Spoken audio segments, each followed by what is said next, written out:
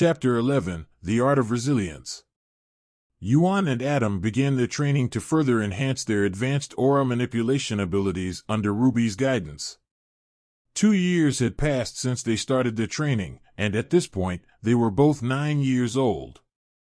Ruby expressed her pride in her 2 young students and reminded them that they had 1 more year until the Ranker entrance exam. She instructed them to take a break for the meantime, but reminded them to continue meditating daily. Ruby gave both of them a warm hug and said that she would miss them a lot. She then handed Adam his entrance registration and, as she left, she called out to Yuan and Adam, saying that they would meet again. As Ruby was in the Ranker Association Hall, a person asked her about Yuan's training progress. Ruby replied that he was a bright child with great potential. The person laughed and asked about the other child's progress. Ruby became defensive and asked why the person was so interested in them. She warned the person that if they intended to do any harm to the children, she would retaliate. The person laughed it off, saying that they were merely curious as they had never seen Ruby so dedicated to training someone. Ruby retorted that it was none of their business and asked how they knew Yuan's name. The person smiled enigmatically and said it was a secret and that Yuan reminded them of someone special. Then, she left the hall. Adam asked Yuan about his plans, and Yuan responded that he would go back to the orphanage for a while as he missed Anna and his friends there. Yuan then asked Adam what his plans were, and Adam replied that he didn't have any family and was thinking of going to town to do some quests to earn some money. Yuan suggested that Adam come along with him to the orphanage to enhance their skills further while also spending time with friends. He also reminded Adam that they were friends. Adam was surprised at Yuan's comment about their friendship, but he eventually agreed, saying it was a nice idea. As soon as Yuan arrived at the orphanage, he saw Anna standing outside and ran towards her, embracing her tightly. He expressed how much he missed her during his training. Then, Yuan realized that he had forgotten to introduce Adam to Anna. Anna smiled and greeted Adam, and they both laughed. Yuan, standing nearby, murmured something to himself. During dinner, Anna asked Yuan and Adam to share what they had learned during their training with Ms. Ruby. They talked for hours, and everyone had a good time. Afterward, Yuan asked Adam to come with him to the forest to introduce him to his friend. As they walked through the forest, a bear suddenly appeared and jumped towards Yuan. Yuan addressed the bear as baby and remarked that it had grown too big to cuddle. He then introduced Adam to the bear, and it licked Adam's face. Moments later, the mother bear appeared, running towards them.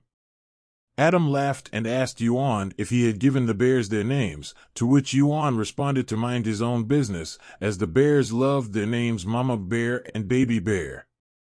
After a week of meditative training in the forest, Yuan and Adam sensed the approach of the Knights of the Crimson Sun. Yuan recognized them as the patrollers of the area, but he and Adam still greeted them respectfully. The Knights informed them that the area was off-limits for civilians, so the two promised to leave. However, one of the Knights recognized Yuan with his brown hair and challenged him and Adam to a spar. Yuan declined, saying that they couldn't win against them, but the knight insisted that if they could defeat at least one of them, he would let them go. The knights became aggressive when they were refused, and threatened to harm them if they didn't fight. Yuan agreed to the knights' challenge, warning them that the outcome was already apparent. However, before he could activate his skills, Adam intervened, claiming his hands were stiff and volunteering to take care of the knights himself. With his hands transforming into sharp claws, Adam quickly defeated the 10 knights, avoiding their attacks with ease. He then announced that they were done and would be leaving the area. The leader of the knights was furious, accusing Adam of not taking their challenge seriously. Adam simply smiled and retorted that at least they were still alive, unlike their fallen comrades. The leader called Adam a monster, and in response, Adam unleashed his inferno, incinerating the knights into ash. Yuan expressed his concern over Adam's actions, feeling that it was too extreme. However, Adam defended his actions, stating that the knights deserved it and would have continued to harm innocent people. Yuan agreed with Adam's reasoning and expressed his gratitude for having such a loyal friend. The two then returned to the orphanage, laughing and joking along the way. During dinner, Yuan suggested to Adam that they visit the town to attend an upcoming auction in a few days. Adam agreed and proposed using the money they received from Ruby to buy an interesting item and resell it for a profit. The next morning, the two went to town and searched for interesting items. While using his CON, Yuan noticed a weapon emitting an aura in one of the stalls. He asked the merchant how much it cost, and the merchant replied that weapons on the upper shelves cost 1 silver coin while mixed weapons on the ground cost 50 bronze coins. Fortunately, the weapon that caught Yuan's interest was on the ground shelf, which made him smile.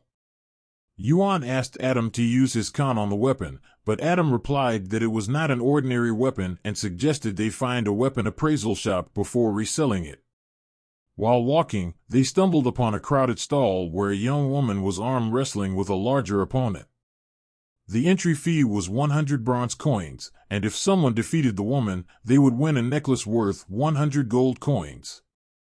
Adam suggested that Yuan try his luck at the arm wrestling game because of his enhancement ability, saying that it would be an easy win. When Yuan approached the booth and asked if he could join, the man in charge allowed him to participate as long as he paid the entry fee. While Yuan was preparing to compete, the female opponent told him that she wouldn't let him win and smiled. Yuan noticed that the girl didn't use any aura and decided not to use his own to make the fight fair. They began the match, with Yuan initially struggling to overpower her.